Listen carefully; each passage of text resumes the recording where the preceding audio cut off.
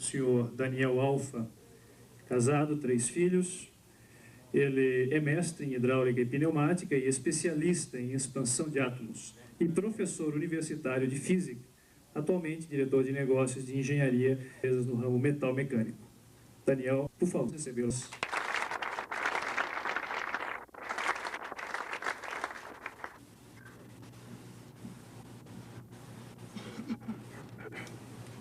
Passar aqui pela frente, aqui, assim vocês podem me ver e eu ver vocês melhor. Uma boa noite a todos. Boa noite.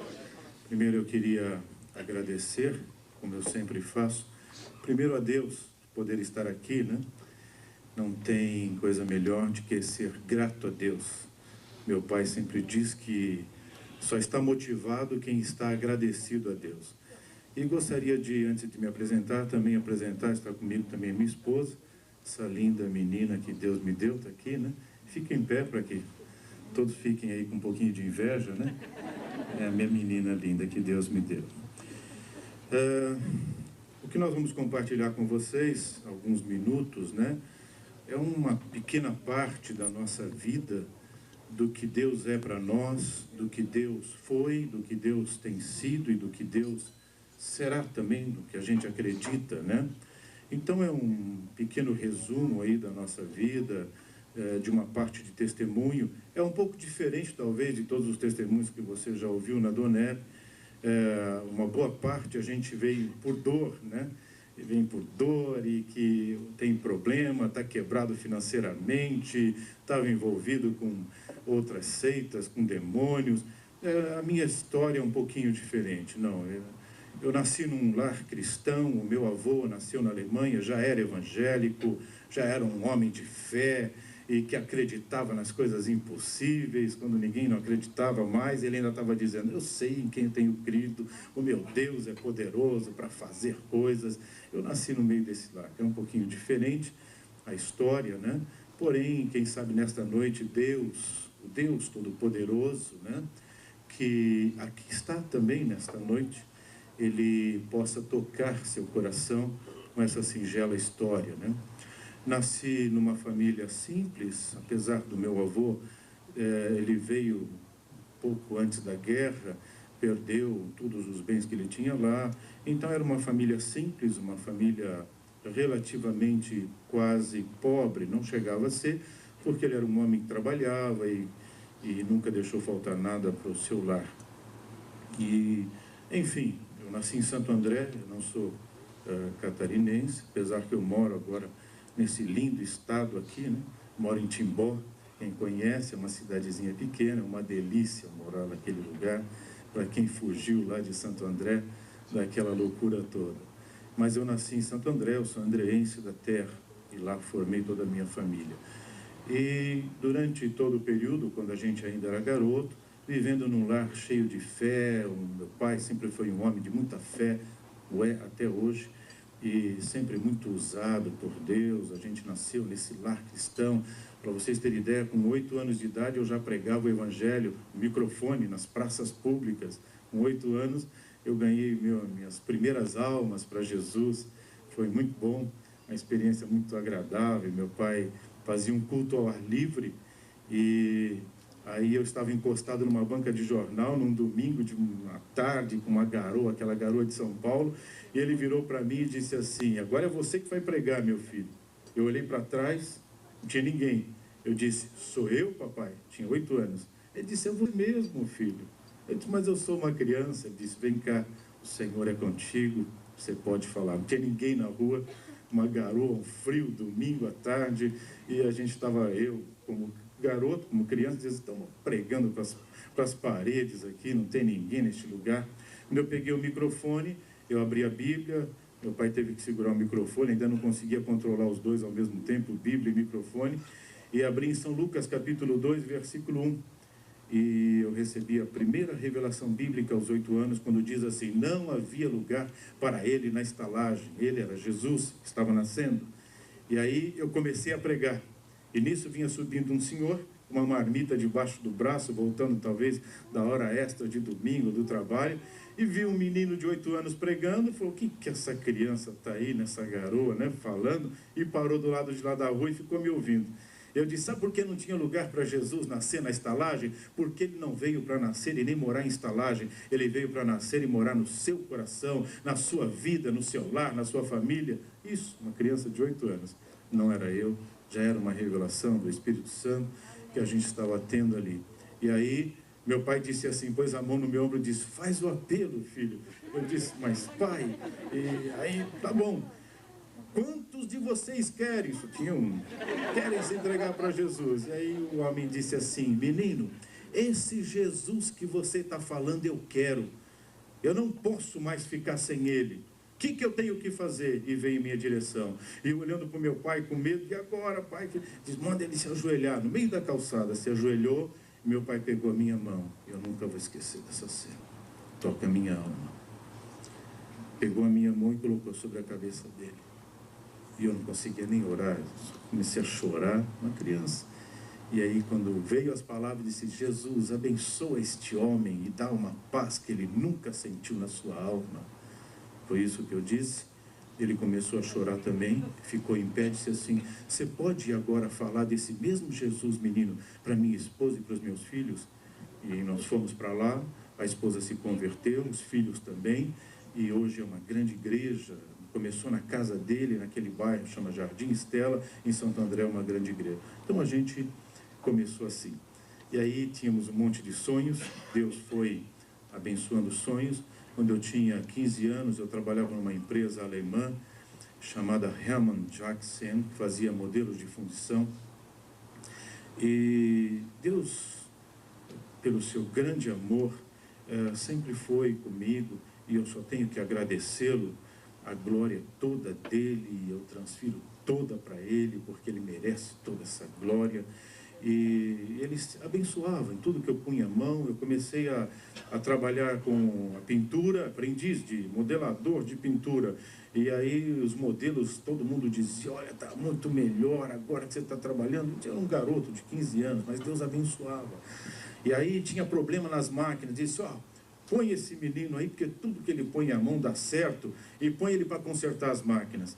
Bom, para vocês terem ideia, as máquinas, enquanto eu era o responsável em consertar a máquina, elas não quebravam mais, para vocês terem ideia. E Deus foi sempre nos abençoando, e um dia eu estava nessa empresa, já há quase um ano, meu pai disse assim, olha, Deus falou comigo, é nessa família que eu vivi, e no meio desta família que eu cresci. Deus falou comigo. E tem muita gente que não acredita que Deus fala, mas Ele fala, por isso que você está aqui nessa noite, senão você nem viria aqui. E aí ele disse, e você vai trabalhar numa outra empresa, e nessa outra empresa você vai ter uma grande oportunidade, e lá vai ser a porta que Deus tem aberto para você. Eu disse, mas pai, está tão bom aqui, já estão me promovendo, eu já estava começando a aprender um curso de desenho. Ele disse, terminou teu tempo, vai lá e diz para o dono da empresa. E eu cheguei e disse, olha, muito obrigado, foi uma maravilha trabalhar com o senhor, mas meu pai disse que tem um outro lugar para mim. Ele disse, eu quero falar com teu pai, porque eu estou investindo em você. Eu disse, olha, não adianta, o meu pai, quando o nosso Deus fala com ele, não tem quem faça ele mudar. Ele disse, então vou fazer o quê? E saí, no outro dia de manhã, meu pai tinha uma Kombi, ele era chamado de o homem da Kombi vermelha, era uma Kombi vermelha, e aí colocou eu na Kombi e fomos lá para Diadema. Quem conhece Diadema, tem muitas empresas lá, e quando paramos em frente, eu posso citar o nome da empresa, porque trabalhei muitos anos lá, lá foi a porta que Deus abriu.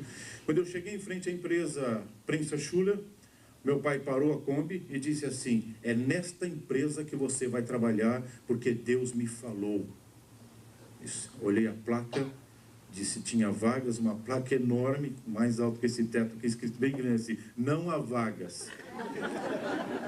Um adolescente, 15 anos para 16, fui com a cabeça abaixo em direção, meu pai só disse assim, eu vou ficar aqui orando, você vai lá e diz para o homem que você vai trabalhar aqui nessa empresa.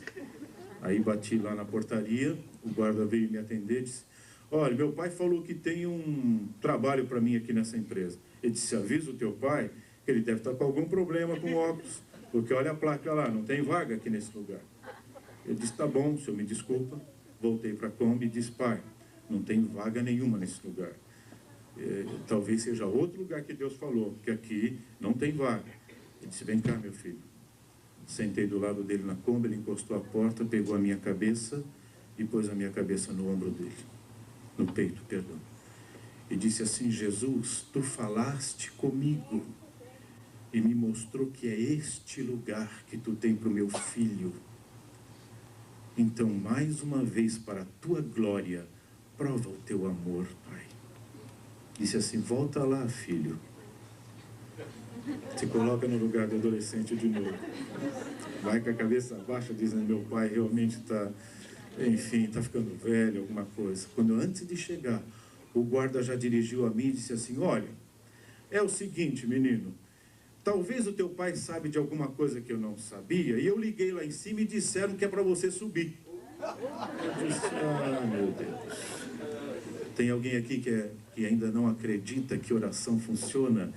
Se a oração for dirigida a um Deus que é vivo, que ressuscitou ao terceiro dia, que mandou o seu Espírito para estar conosco, então passe a acreditar, porque Ele ouve, Ele tem prazer em ouvir os que são seus. E aí subi lá, preenchi a ficha, me colocaram na sala do gerente da contabilidade. Ele também me permite citar o nome dele, ele é um cristão, eu não sabia, só fiquei sabendo depois. Senhor Walter Matchulati, é um catarino aqui, encontrei ele em Blumenau tantos anos depois, isso aconteceu em 69, tantos anos depois, encontrei ele aqui em Blumenau, foi uma alegria. Contando esse testemunho, ele levantou a mão e disse assim: sou eu, Walter Matchulati, eu que estava lá, Deus usou ele. Aí eu sentei e fiquei esperando. Daqui a pouco chegou ele, e no lugar onde dizia religião, eu escrevia assim: evangélico. E embaixo eu escrevia assim: amo a Jesus Cristo. Bem assim. Aí ele pegou, não deu tempo dele ver a ficha, era muita informação, ele só leu aquele quadrinho. E levantou os olhos e disse assim para mim: me diz uma coisa, você realmente ama Jesus Cristo? E eu disse assim para ele: se eu não amasse a Cristo, eu não estaria aqui hoje, porque foi Ele que me mandou. Ele disse assim: tem alguém te esperando? Eu disse: meu pai, vai lá e avisa ele para ele ir embora, porque você vai ficar trabalhando hoje aqui. E foram 9 anos quase, 8 anos trabalhando lá, onde Deus abriu portas, e um ano depois, até o alemão, que eu já não falava há algum tempo, em questão de 3, 4 meses, o idioma é como se ele tivesse aflorado. Eu tinha falado muito pequeno com meu avô, quando eu ainda tinha 3, 4 aninhos, 4, assim. E em 3 meses, ouvindo eles falarem alemão, eu comecei a falar alemão fluentemente. Ele ficou assustado, espantado com aquilo. Seu Richard Klett, o diretor-presidente da companhia, ele disse: mas que negócio é esse? 3 meses atrás você entrou aqui, não falava uma palavra em alemão, e agora você conversa comigo em alemão. Ele não falava português. E eu dizia assim: é o meu Deus, eu falava para ele. E aí ele ficava assim, não dizia nada. Depois de uns 7 a 8 meses, mais ou menos, se não me falha a memória, ele me disse assim: amanhã você vai começar a trabalhar na engenharia. Engenharia? Eu era um office boy, um contínuo lá da administração, trabalhava, assessorava lá a diretoria, mandando telex. Lembra do tempo do telex? Eu era lá um operador de telex e que cuidava do almoxarifado, alguma coisa desse tipo.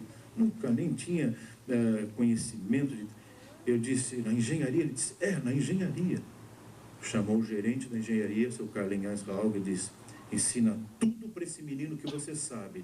E se tiver alguma coisa que você não sabe, procura quem sabe e manda ele ensinar também. Bem assim. O homem ficou, o outro alemão ficou meio assim, olhando para mim, como quem diz: o que ele viu nesse rapaz, né?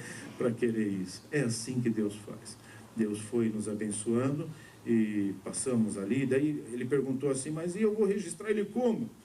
O que ele vai ser? Ele vai ser projetista mecânico, pode escrever aí. Eu não era projetista de nada, veja, nem tinha estudado nada para isso. Aí naquele dia, a partir daquela segunda-feira, eu comecei como projetista mecânico, sem ser projetista de nada. Deus faz coisas que você nunca vai entender. Quando Ele quer abençoar alguém, não há inferno que possa impedir. Entenda isso. Eu experimentei e experimento isso em toda a minha vida. E Deus ali nos abençoou. Depois tivemos oportunidade em outras companhias, até que, depois de algum tempo, eu trabalhei numa companhia ligado a especialização de hidráulica e pneumática, onde me tornei, naquela época, um dos maiores especialistas da América Latina e reconhecido também em outros países, na área de hidráulica pneumática. E foi uma coisa também muito interessante, porque naquela época no país não havia nem livros de hidráulica e pneumática em português. E tinha só em alemão, em inglês, em francês, em espanhol, mas não tinha em português. E tudo que era problema dentro da empresa, que se tratava de hidráulica e pneumática, eles diziam assim: manda lá para o crente. O crente era eu, lá na engenharia. O projetista que não era projetista, era eu. E aí eu fui estudando, fui comendo aquilo. No final, nenhuma prensa era projetada, não se iniciava o projeto, enquanto não passava na minha mão. Diz, primeiro tem que passar lá na mão do Daniel, ele tem que refazer todos os cálculos que vinham da Alemanha. Eu refazia uma parte dos cálculos e modificava, porque eu consegui baratear o custo da fabricação dos equipamentos, usando um outro sistema, um pouco mais agressivo do que a Alemanha usava, que era muito conservadora. E com isso a empresa começou a vender mais equipamentos, enfim, e Deus nos abençoou muito. Tivemos oportunidade para uma outra companhia, saímos para uma outra empresa que trabalhava exclusivamente com hidráulica e pneumática, atendia trens de pouso, para naves espaciais, fornecia válvulas especiais para naves, enfim, para a NASA, inclusive.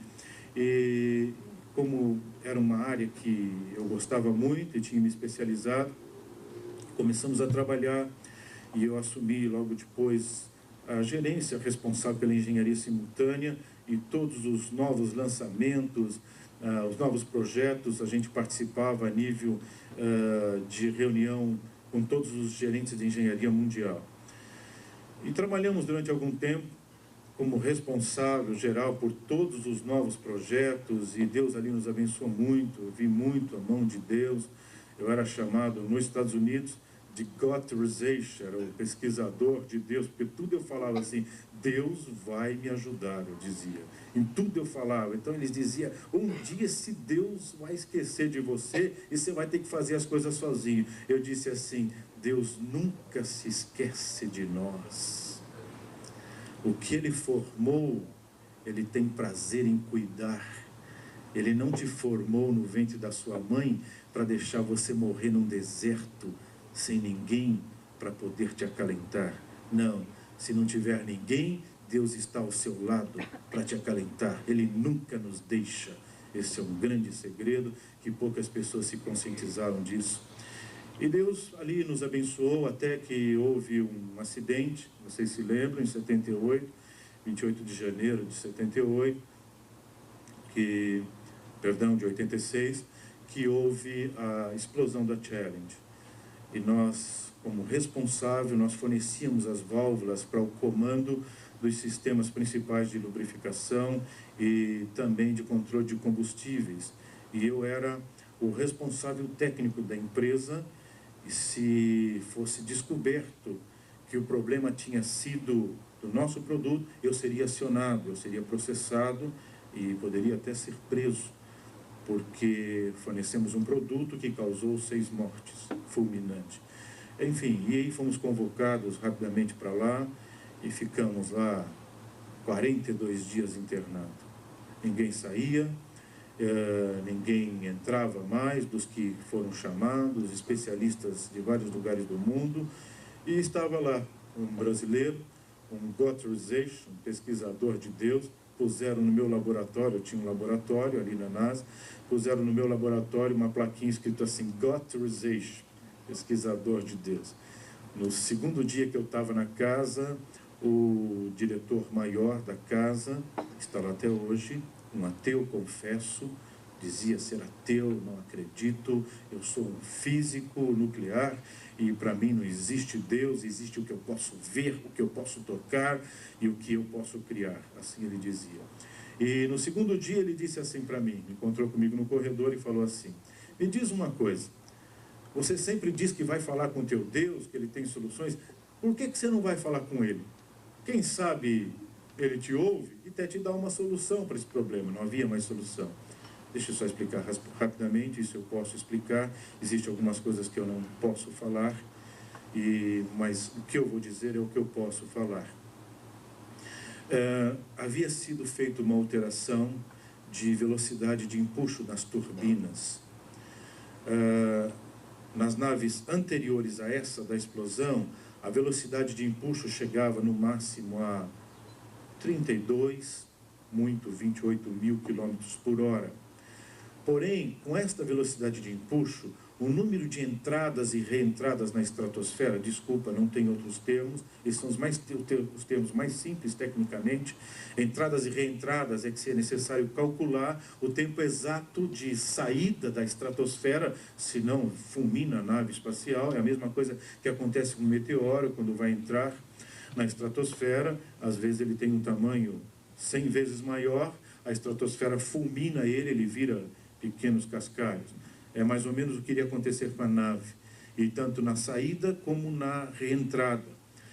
E nós fizemos alguns cálculos, se aumentasse as velocidades de empuxo das 2 ou 3 turbinas, talvez acima de 55 mil quilômetros por hora de velocidade, poderia ter não mais uma saída e uma reentrada por semana, mas 6 saídas e 6 reentradas por dia. Isso quer dizer que facilitaria muito as viagens nessas condições. Então foi isso que aconteceu. Faltou um detalhe importante de um dos lubrificantes que travava o sistema, que garantia o movimento da válvula principal de comando. E quando se aumentou a velocidade, houve uma mudança na energia cinética e na energia dinâmica de todo o sistema, que foi um pequeno detalhe que não se levaram em consideração, e ela travou a válvula do comando aberta e uniu os dois combustíveis, o sólido e o gasoso, e ele explodiu. Eles não conseguiram acionar porque houve uma quebra do grão do lubrificante e a válvula travou. O mesmo que ocorria, em vez de quando você ouvia nas notícias, travou o trem de pouso e não desceu o trem de pouso, nem o sistema de emergência, e teve que descer de barriga o avião. Lembra? Antes de 86, era comum, em vez de quando você ouvia isso, somente nos aviões pequenos. Depois de 86, você nunca mais ouviu isso. Por quê? Eu vou te dizer. E aí, o que aconteceu? Estávamos lá já quase 42 dias, e vai para o laboratório, e testa, e faz testes, e nada, não havia solução para a modificação desse sistema.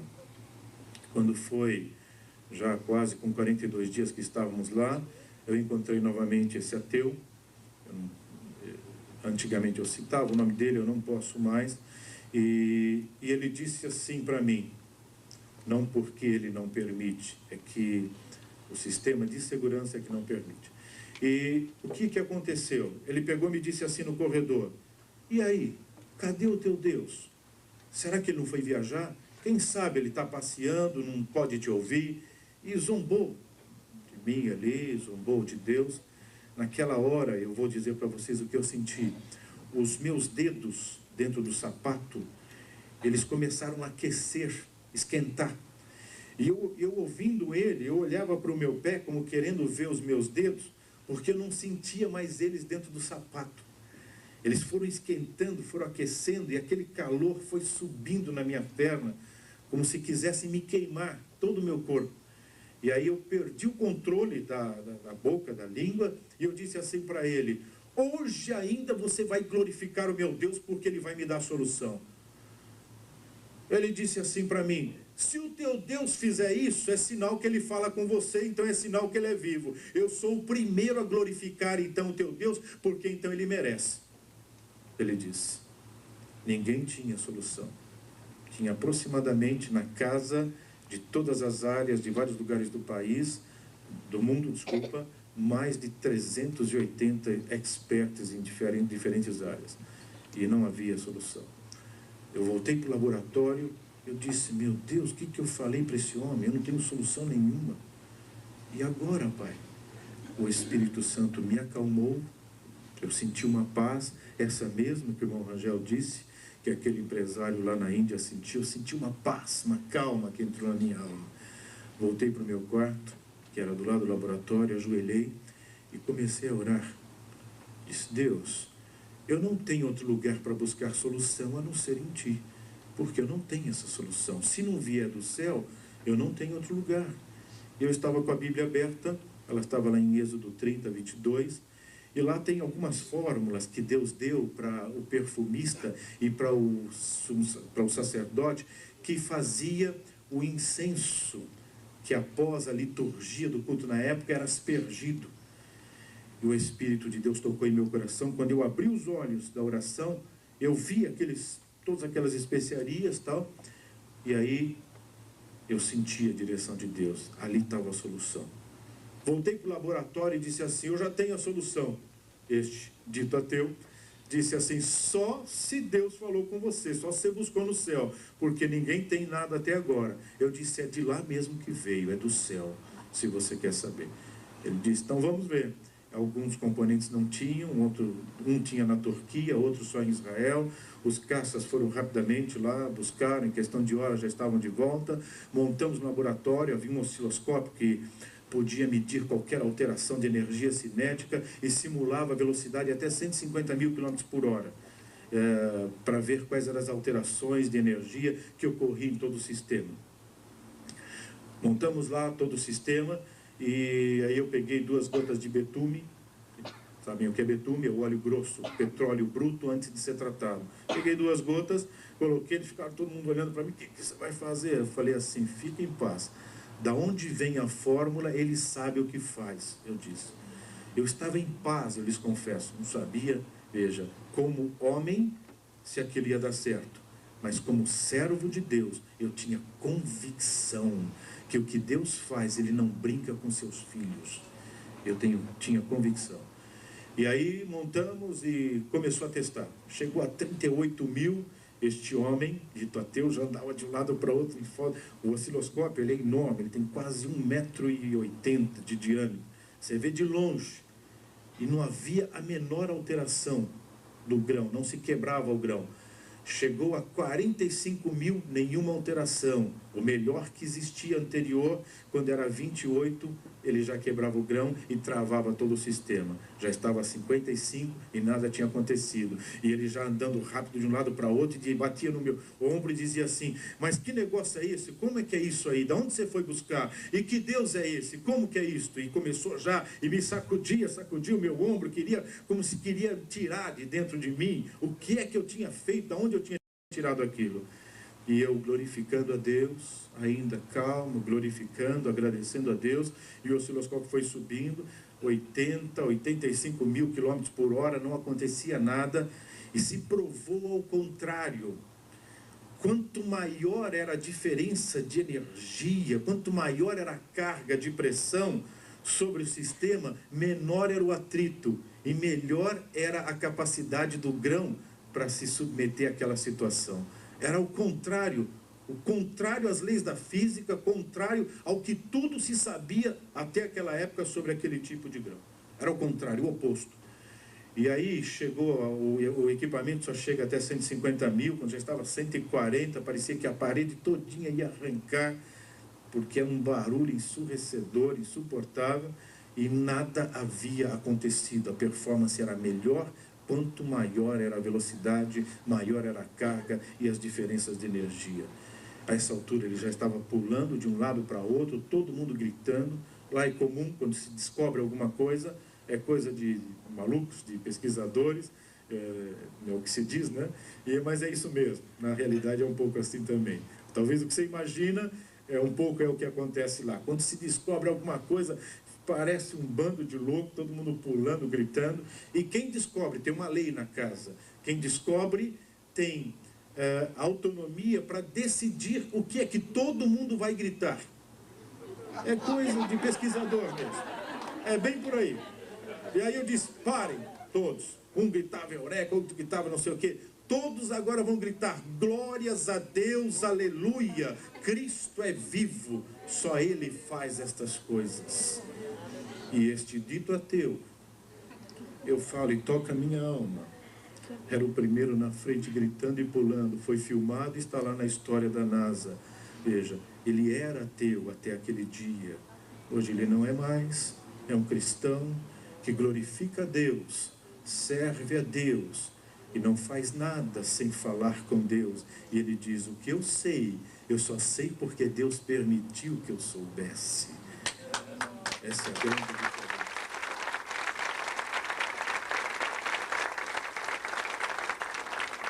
Transfiro todas essas palmas para o meu Jesus. Ele merece todas elas. E aí, assim foi. Essa foi uma experiência na casa. Depois tivemos oportunidade para trabalhar ainda nesta companhia. Ele era ligado ao armamento bélico. E, contrário à minha vontade, eu fui trabalhar com armamento bélico. E como a gente sempre foi muito agressivo em pesquisa, em buscar novas coisas, eu soube que no ramo bélico havia um grande problema para as metralhadoras dos caças. Uma metralhadora no caça, a melhor metralhadora que havia na época, se travasse um cartucho ou não se deflagrasse, ele tinha capacidade só para tirar um ou no máximo 2 cartuchos não deflagrados. Então ele podia às vezes imobilizar ou perder por completo uma metralhadora debaixo da asa se 1 ou 2 cartuchos tivesse esse problema. E era muito comum por causa da diferença de temperatura, dependendo da altura de voo do caça ou a região onde ele estava. Então era um problema gravíssimo aí a nível de armamento bélico. E eu fui trabalhando, pegando algumas metralhadoras antigas, uma metralhadora inglesa que havia desenvolvido nesta empresa onde eu trabalhava, e acabamos fazendo uma das metralhadoras reconhecida pelo sistema todinho de segurança, reconhecido como a metralhadora mais mortal do mundo. Era calibre 52, ela dava 950 tiros por minuto, e ela não existia a possibilidade de travamento, porque foi criado um sistema anti-travamento de altíssima pressão, com liga de carbono muito leve, para não pesar muito no aparelho, que nós conseguimos colocar dentro desse tanque, um pequeno tanque, só que é debaixo da asa, 8.450 bar de pressão. Desculpem quem não é da área, não tem outro termo, é kgf por centímetro quadrado, mas é pressão, a sua mente não consegue imaginar, a verdade é essa, é muita pressão. Então, nem dentro do centro da bomba atômica não tem tanta pressão assim. No centro de uma bomba atômica, a pressão máxima de expansão de átomos que ela gera é em torno de mais ou menos 2.800 bar kgf por centímetro quadrado. E no centro, e dentro de um tanque desse, chegava a quase 8.000 bar. E então, era indefinido. Você podia, se cartucho não deflagrasse, ela explodia os cartuchos para fora, e nunca a metralhadora. E a altíssima precisão, era com mira laser, um sistema controlado por uma centralina que nós desenvolvemos com uma equipe. E quando nós fomos fazer o primeiro teste, se fez um muro muito grande, uma parede muito grande, alta, de concreto e com várias linhas, vários riscos, e o armamento ele é medido pela precisão de tiro, não só pela capacidade de destruição, mas pela precisão de tiro. Nós ficamos na casa-mata, guardados, e pelo rádio dissemos para o caça descer, arremeter, e aí, quando ele desceu, ao contrário, quando ele desceu, ele acionou a metralhadora a uma distância de 1.600 metros, um pouquinho mais do que 1,5 km. E aí, toda aquela poeira, não dava para ver direito o que tinha acontecido, demos rádio, disse, não desce novamente, que nós vamos lá checar o que aconteceu. Saí correndo na frente de todos, eu estava muito curioso para ver o que tinha acontecido, e eu cheguei na frente dos oficiais, e quando eu cheguei no muro, e aquele pó estava cedendo, o muro tinha sido cortado, é concreto com ferro de 3/8, ele tinha de 70 milímetros de espessura, 70 centímetros de espessura, ele tinha sido cortado como você corta uma faca, usando uma faca, um queijo. Com precisão, com erro de 2/10 a 1.600 metros. Nunca se tinha visto nada igual. Só que quando eu apoiei no muro, que eu cheguei lá, eu perdi a força nas pernas e eu fui cedendo, eu fui caindo, eu não tinha mais força, eu fui tentando segurar no muro, até que quando eles chegaram, os oficiais, eu estava deitado no chão. Eu não tinha mais força nas pernas, eu via o que todo, eu ouvia e via todas as pessoas, ouvia o que eles falavam, mas eu não conseguia falar com ninguém.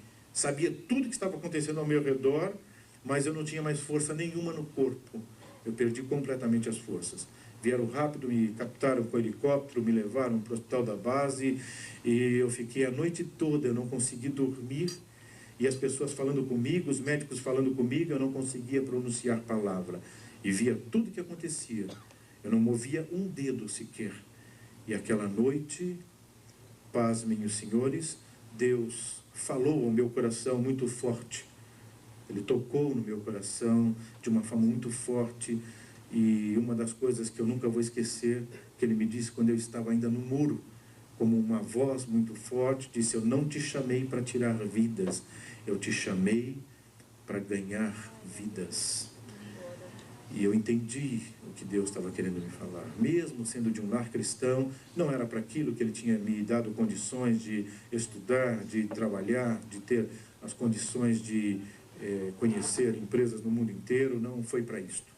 A função era outra. Uma delas, por que não dizer, falará Adoneb? Por que não dizer?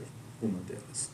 E outras mais, como já preguei o Evangelho para Helmut Kohn 2 vezes, já falei de Jesus para o Jô Soares algumas vezes, enfim, tivemos oportunidade e outras mais para falar de Cristo por aquilo que Deus nos deu condição de aprendermos e de trilharmos de caminho e daquilo que acreditamos. E aí o general não entendeu naquela ocasião e eu sofri um pouco, alguns detalhes eu não posso mais falar, mas a gente passou um período muito difícil. Durante quase 9 meses eu abandonei tudo, eu queimei todos os planos da metralhadora e me disseram: você está louco? No outro dia de manhã, para vocês terem ideia, a noite toda eu passei assim, ouvindo Deus falar ao meu coração. No outro dia de manhã eu estava normal, eu não tinha nada, eu saí do hospital andando normal. Ninguém entendia, mas eu entendi o que tinha acontecido.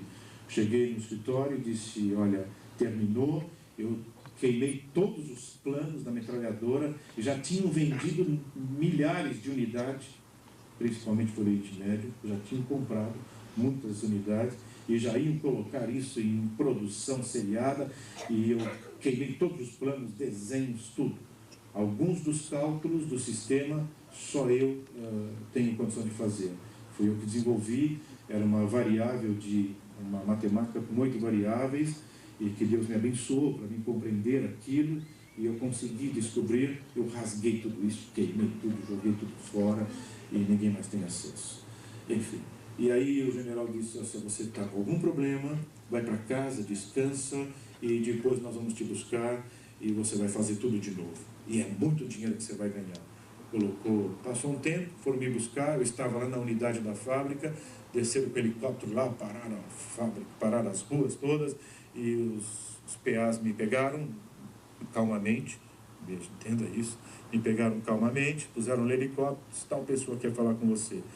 Me colocaram numa sala, pegaram um cheque com valor enorme, empurraram em minha direção e disse assim: isso é só o começo, já vendemos milhares de unidades, isso é uma comissão só para te motivar, é só o começo. O valor era alto, era um bocado de zeros.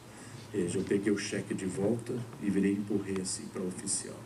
E disse: o senhor não entendeu, Deus falou comigo e Ele não me chamou para isto.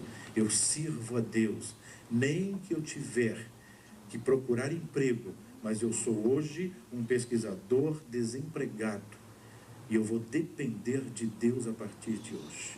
O que Ele quiser para a minha vida é o que vai ser, eu disse. Ele disse: olha, vai descansar, porque você não vai conseguir emprego em lugar nenhum. Onde você pensar que você vai, nós já estamos lá. E foi durante um tempo muito difícil. Até que um dia, que já não tinha mais dinheiro para comprar comida, eu andava procurando emprego a pé, tirei um monte de coisa do meu currículo para as pessoas olhar: você vai querer ganhar muito. Aí fui tirando, até que eu já estava aceitando desenhista mecânico de manutenção. É isso mesmo. Falava já 3 idiomas, 4 fluente, enfim, e mesmo assim não tinha emprego, estavam todas as portas fechadas. Deus estava me ensinando aquela lição, aprender a depender dEle e não depender da nossa sabedoria, não depender do nosso conhecimento, não depender da nossa capacidade, do seu MBA, do seu mestrado, do seu pós-graduado, nada disso. Depender de Deus. E escutem, senhores e senhoras, não tem pessoa melhor para a gente depender do que Deus. Ele nunca falha, nunca. E Ele vem na hora certa. Então, entenda isso. Eu estou falando isso com muita convicção da minha alma. Eu não jogo tempo fora. Eu não viria de Timbó aqui para jogar meu tempo fora, se eu não acreditasse nisso que eu estou falando. Eu acredito nisso. E aí, quando já quase 9 meses, aquela situação, eu andava a pé quilômetros procurando emprego. Estava saindo de manhã, minha esposa pegou a mamadeira, nós tínhamos criança pequena, e ela disse assim: essa é a última mamadeira, o último leite, não tem dinheiro para comprar mais. Eu disse: o Senhor proverá, eu disse para ela. Aí ela disse assim: oh, que coisa boa uma mulher de fé. Ouça isso, mulheres. Mulher de fé ao lado de um homem é uma maravilha.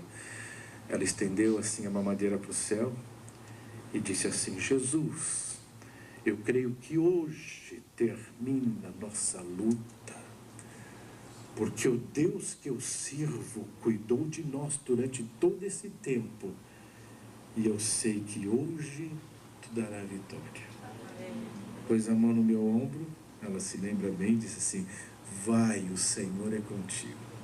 A pé, não tinha dia nem para tirar xerox mais do currículo, minha tia que tirava para mim, o telefone não tinha mais, tinha vendido, enfim, estava assim, vamos lá. E aí andei, achei uma rua lá que eu nunca tinha entrado. Não entrei nessa rua aqui, parei numa empresa lá. Escutem, senhores, tudo que eu falo, eu tenho prova, posso citar o nome das empresas e as pessoas lá na empresa vão confirmar tudo isso, por isso que eu falo com muita convicção. Bati lá na porta e, pô, olha, eu sou nome e tal e estou procurando emprego. Ah, o senhor que é o Daniel Alves? Sim, sou eu. Mas estão te esperando. Aí eu disse: bom, deve ter algum problema, eu deixo ele me levar lá para dentro. Lá dentro eu explico, já estou lá dentro mesmo. Eu disse: lá eu explico. Não, a secretária do diretor-presidente já está te esperando, e o diretor, e sabia que o senhor ia vir e está todo mundo te esperando. Tá bom.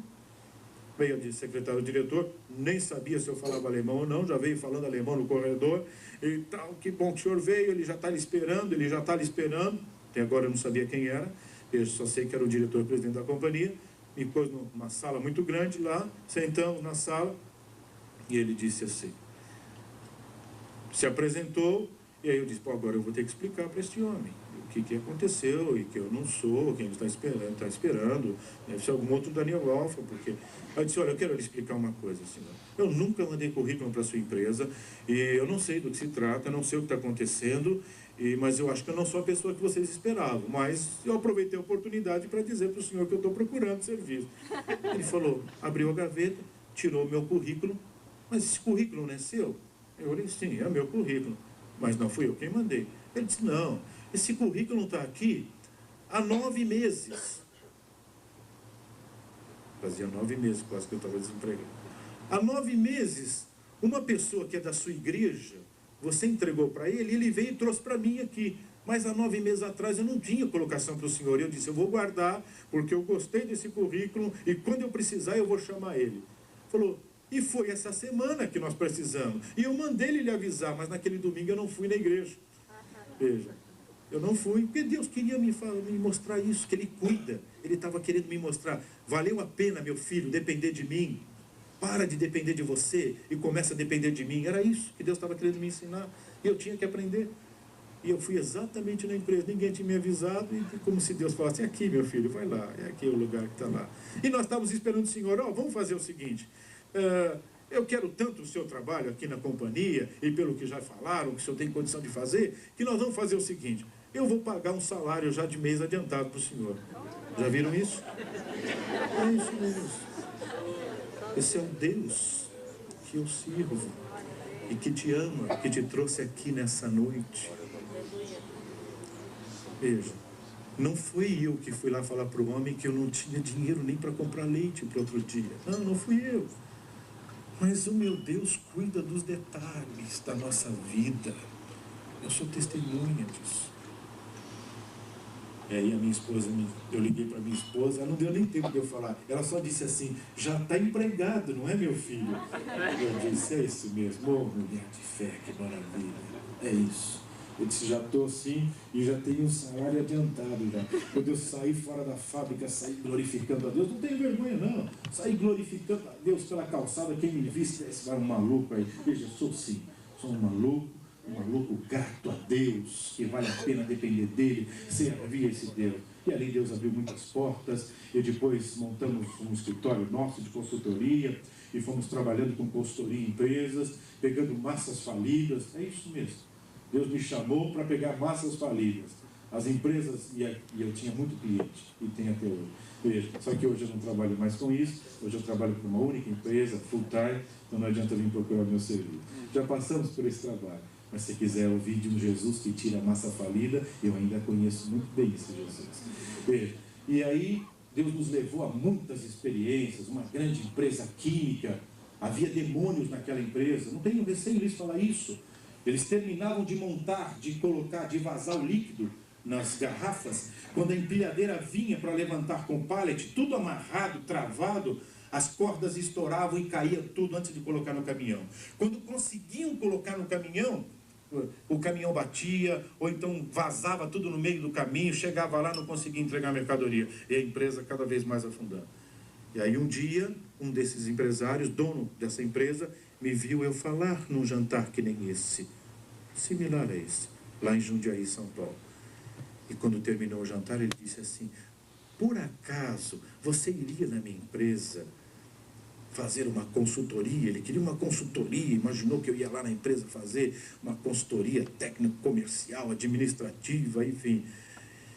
E aí quando ele me falou, eu senti no meu coração que o problema da empresa dele não era nada disto. O problema era demônios.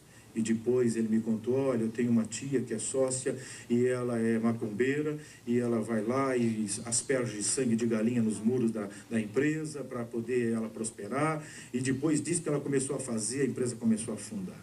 E não tem mais quem tira ela do buraco. Eu disse, tem sim, senhor. Disse, nós vamos fazer o seguinte, eu vou falar com meu Deus e nós vamos lá orar pela empresa. Eu disse, mas o senhor vai orar e a empresa então vai virar uma igreja? Eu disse, não é nada disso. A empresa vai continuar sendo empresa. A única coisa é que os demônios que estão lá vão bater em retirada. E o Senhor vai entrar naquele lugar. E aí, passou uma semana, 2 semanas, marcamos, eu prestava consultoria numa empresa em Campinas, quem conhece Campinas, tem aquela avenida grande que sai de Campinas para Anhanguera, saí no trevo da Anhanguera, estava saindo às 2h, meio-dia mais ou menos, daquela empresa em Campinas, para ir para Jundiaí, nesta outra grande empresa química, aonde eu ia lá para orar. Mandei reunir todos os funcionários, reunir os fornecedores, enfim, os diretores, toda a companhia, eu ia orar por todos eles. Quando eu estou saindo da avenida de Campinas, um carro, ali é totalmente dividido, tem poste, tem as árvores no meio da pista, que separa, um carro voou da outra pista contrária, entre o poste e a árvore, eu estava com uma Fiorino da empresa, e bateu na lateral da Fiorino. Durante alguns minutos dali, alguns segundos do acidente, eu não tinha ideia nem de onde o carro tinha vindo, para vocês terem ideia. Estava devagar, na minha mão, subindo tranquilo, ali é cheio de radar, e não dá para andar mais do que 60, tranquilo, subindo, orando, dizendo, Deus, abençoa lá essa reunião que nós vamos lá fazer, põe a tua mão, estava orando. E veio aquele carro e arrebentou, pegou a porta, fez um V em cima da minha perna, bem aqui na lateral. Eu fui jogado um pouco quase para o outro lado, o banco passageiro. Ele não foi suficiente, ele voou por cima do meu carro e caiu em cima do motor.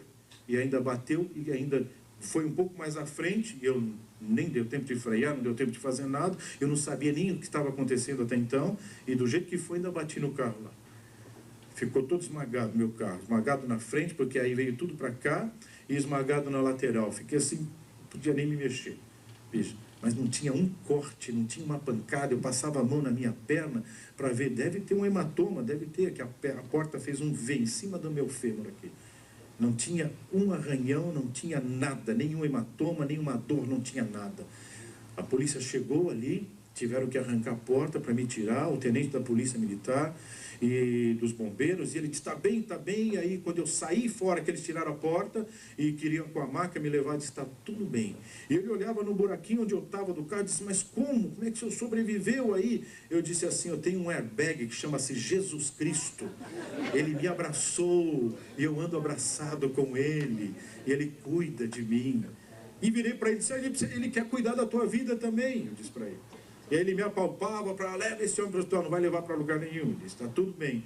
A moça tinha quebrado, era uma moça que dirigiu o carro, quebrou o pescoço. E estavam levando ela na maca para levar para o hospital e talvez a viesse até a falecer. Estava perdendo muito sangue e naquele instante eu disse, pare a maca. Diz bem assim, veja, coisa bem de quem acredita em Deus, essa é a verdade. Veja, pare a maca. E aí eu disse assim, eu vou orar por ela, não leve ela assim. Essa moça não vai morrer, eu disse. E aí o jornal da cidade de Campinas tirou uma foto, eu com a mão em cima da cabeça dela na maca, na avenida, orando por ela. Ela foi para a UTI, no outro dia eu estava visitando ela no hospital, ela estava recuperada para a glória de Deus. O Deus que eu estou falando aqui.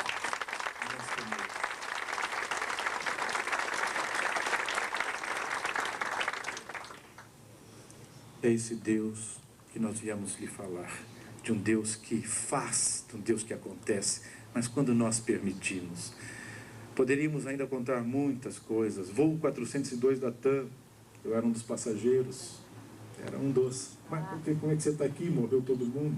Veja, é que de novo eu tenho um Jesus que eu ando abraçado com ele anda abraçado comigo, e é tão bom andar com ele, não importa que o inimigo queira.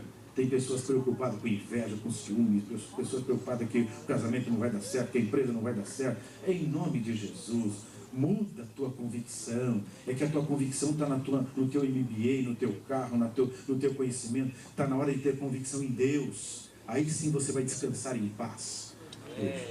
E vai ver que o teu casamento dá certo, o teu negócio dá certo, as tuas coisas dão certo. Com Deus. Sem Ele é sazonal, sem altos e baixos. Um mês bem, outro não, é assim. Casamentos e vida financeira. É um gráfico assim. É igual uma senoidal. Quem sabe o que é senoide sabe o que eu estou dizendo. Voo 402 da TAM, só para encerrar. Eu representava um fabricante de máquinas a laser na América Latina. E eu ia dar treinamento, eu tinha vendido um equipamento desse para o Rio, eu ia dar treinamento para um grupo de 36 engenheiros que vinha de todas as unidades do Brasil desta empresa, para receber treinamento, para poder vender esse tipo de serviço nos outros estados do Brasil. E estava marcado, e nesse dia fatídico, eu estou indo lá para retirar a passagem no balcão da TAM, e dei o número. Quando eu estava entrando ainda no estacionamento, Deus tocou em meu coração que não era para mim entrar naquele avião. Eu disse, Deus, os engenheiros estão me esperando, como é que é isso? Como é que eu não vou? E a situação... Eu disse, Senhor, se não é para ir, então, eu vou ligar 6h45 da manhã no escritório central, ela lá em frente à praia do Ipanema. Veja, 6h45 da manhã é meio difícil achar alguém no escritório na praia do Ipanema. Apesar que tem carioca aqui, né, que gosta de trabalhar, veja, mas tem as suas exceções. E aí, o que aconteceu? Aconteceu o seguinte, isso é só uma brincadeira, uma descontração. Meu pai é carioca também, então, veja. E aí, eu liguei, 6h45 da manhã, o gerente do escritório estava lá. Ainda bem, eu vim mais cedo para o escritório para não conseguir te avisar ontem. Eu estou cancelando a tua passagem, você não vai vir. Mas por quê? Caiu um raio ontem aqui, lá é a Light, né, o sistema, e queimou o transformador. A Light já trouxe um, colocou no lugar, não funcionou. Já trouxeram um segundo e não tem previsão de quando vai fazer funcionar, que não estão conseguindo fazer funcionar. Então não adianta, sem energia elétrica você não consegue mover a máquina. Eu disse, tá bom, então quando for para ir de novo você me avisa. Voltei para o escritório, parei para tomar um café, nesse inteirinho o acidente aconteceu. Meu escritório era bem perto ali da Dr. Lino de Moraes, algumas ruas depois onde foi o acidente. Quando eu entrei na fábrica, era uma multinacional, A minha secretária, que tinha se afastado da igreja, dos caminhos do Senhor, e eu estava falando de Jesus para ela, mas ela sempre dizia, não tenho motivo, Jesus não me ama, às vezes eu tenho até dúvida que ele é vivo, que ele é real mesmo, parece uma coisa tão distante, e o Senhor é que fala aí com convicção, mas para mim é tão distante. Enfim, aí quando ela me viu, ela me tateava como se eu fosse um fantasma, mas quem tirou o senhor lá do avião? E eu não entendia nada ainda. A assistente social estava já no estacionamento, retirando o carro e ia avisar minha esposa que eu tinha morrido. Veja, era exatamente esse quadro. O diretor-presidente ouviu a minha voz, veio correndo, me tateava como se eu fosse um fantasma. Mas como? O que é que você saiu do avião? Como? Quem te tirou? E que negócio é esse? Eu disse, gente, eu não sei o que está acontecendo, o que que é? Aí me levaram na janela e dava para ver os destroços do avião lá ainda, saindo. Eu entendi tudo. Levantei as mãos para os céus e glorifiquei a Deus. E disse, eu te amo, Jesus, porque tu cuida dos que são seus. Esse é o grande segredo de quem serve a Deus. Esse é o grande segredo de quem entrega a sua vida a Deus, de quem se dispõe a viver com Ele. Eu costumo dizer que o que é seu, o mundo tira com facilidade, mas o que Deus te dá, o mundo tem que falar com Deus para te tirar. Essa é a grande diferença, por isso que os teus negócios às vezes vão altos e baixos, porque você pensa que é seu. Por isso que o teu casamento não endireita, não vai, não acerta, porque você pensa que é seu. É minha mulher e eu faço o que eu quero, e meus filhos, nem nada disso. Não é seu, foi Deus quem deu. Na hora que você diz, não é meu, Senhor, é teu, aí para alguém fazer alguma coisa tem que falar com Ele. Essa é a diferença. Que Deus abençoe a todos. Foi uma alegria poder estar aqui compartilhando, né? Eu gostaria de, nesse instante, pedir que todos ficassem em pé e gostaria de compartilhar esse momento final. Tenho certeza que muitas pessoas que aqui vieram, né, talvez ouvindo esse testemunho, estão arrazoando entre si, dizendo, meu Deus, que coisa é esta? O Deus desse homem. Se você quer conhecer mais esse Deus, Ele também quer te conhecer mais. Ele também quer entrar na sua vida, no seu casamento, nos seus negócios, na sua vida particular, sentimental. Ele quer sarar as feridas. Ele quer curar a depressão. Eu tenho visto Deus fazer isso em trabalhos da Donep constantemente. Pessoas deprimidas. Hoje tem um batalhão de pessoas deprimidas. Para onde você vai? Esposas deprimidas, maridos deprimidos, enfim, filhos deprimidos. Que coisa tremenda! Eu vou lhe confessar, está aqui diante da minha esposa, eu não sei o que é depressão, não sei, se vocês me perguntarem, e como é que é esse negócio de depressão aí? Eu não sei lhe dizer isto, porque não dá tempo de entrar em depressão. Eu caio de joelhos e falo com o meu Jesus, Ele enche meu coração de alegria, de paz. O problema continua lá, não é que Ele foi embora não, está lá ainda, estou olhando para Ele, mas eu estou dizendo, Senhor, esse problema não é meu.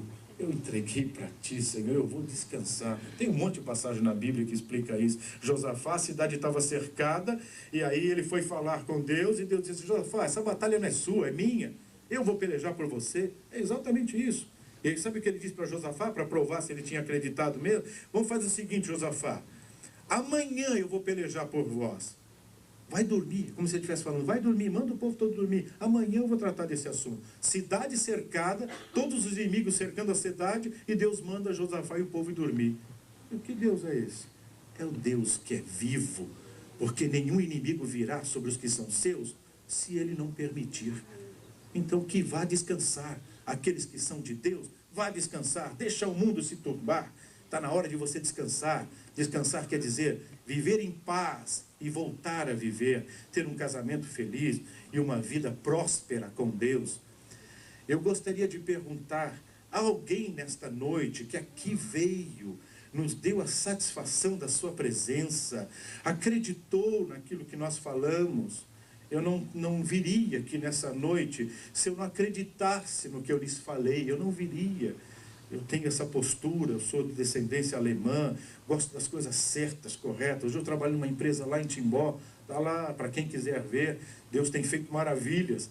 Alguns meses atrás, todo mundo dizendo, não vai atingir a meta, estamos desesperados, vamos reduzir 35% dos funcionários. Eu chamei o diretor-presidente, o principal acionista, disse, não vamos mandar ninguém embora. Já pensou você falar isso para o acionista da companhia? Não vamos mandar ninguém embora. E se prepara que o senhor ainda vai contratar pessoas em pouco tempo e ainda vamos comprar equipamentos novos. Amém. Que Deus é esse? é o Deus que eu sirvo, é o Deus que te ama e que te trouxe aqui nesta noite. Passou 2 meses, não batia as metas não, as metas não vinham, dificuldade, e estava muito abaixo das metas.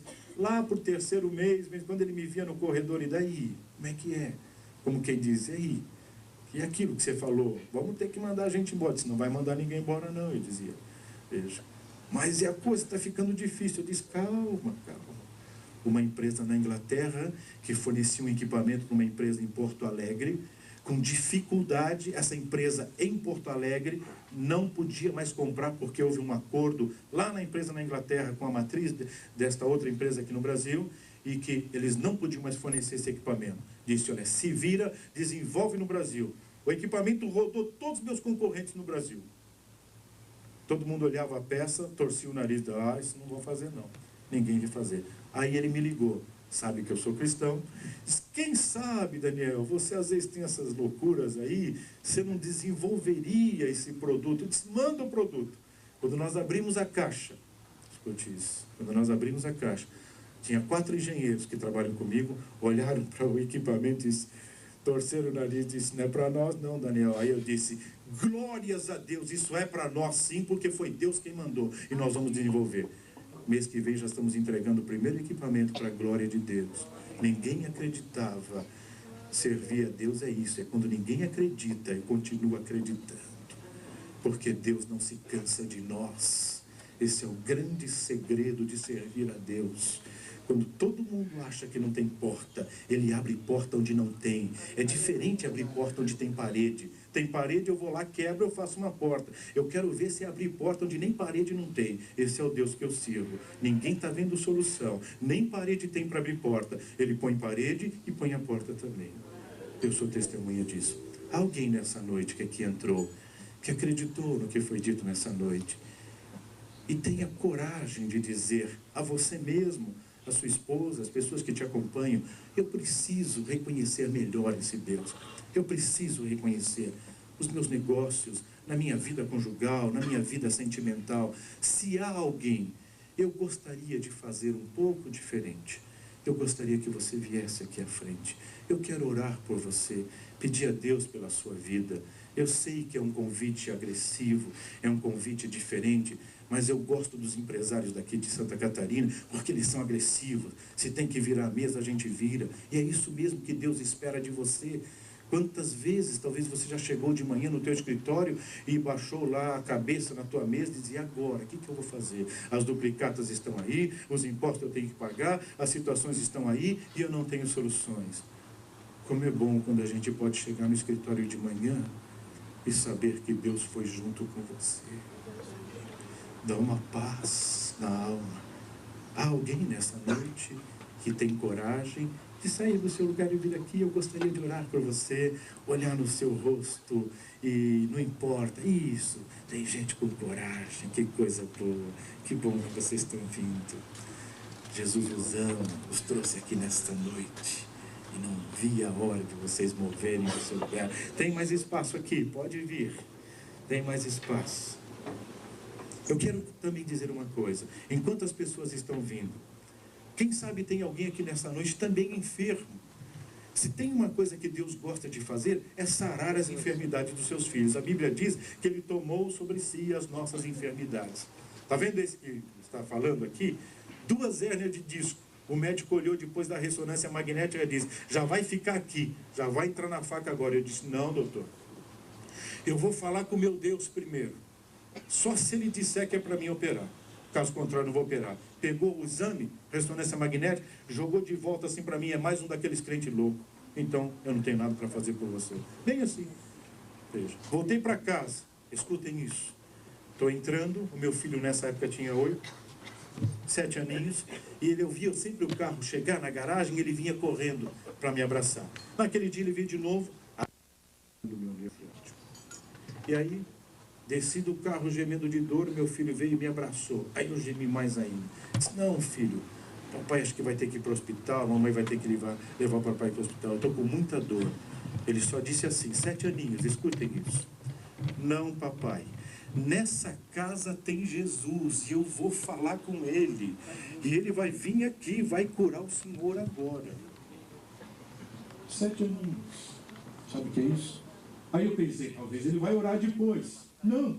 Ele agarrou na minha barriga, pôs a cabecinha dele aqui na minha barriga e começou a orar. Jesus do meu Pai, ele precisa da perna para poder andar, para levar a tua palavra ainda em muitos lugares que eu não sei nem aonde é. Então vem agora, Jesus, e tira tudo isso dele. Eu não consegui orar, deu um nó na minha garganta, vi ele fazendo aquilo. E eu comecei a chorar, não tenho vergonha em confessar, comecei a chorar. E aí eu estava querendo imaginar começar a orar junto com ele. Ele sacudiu a manga da minha camisa, já sarou, não é, papai? Quando ele disse assim, como se uma mão entrasse atrás de mim e arrancou toda a dor. Eu entrei para dentro de casa pulando, falando línguas estranhas, glorificando a Deus, agradecendo a Deus. E a minha esposa veio, aquele barulho todo. Os meus filhos, eu disse, Jesus me curou. Estou aqui, sabe? Quer saber do segredo? As eras continuam lá no mesmo lugar. Isso é que Deus faz. Tem um que diz, ela vai continuar lá, só para mim te provar que é o meu dedo. Eu cuido dos que são meus. Deus não tem prazer no teu sofrimento. Se você veio aqui com fé também, além dele trabalhar na tua alma, além dele escrever o teu nome no livro da vida e te dar uma nova vida, mudar a tua história, ele também sara a tua vida física.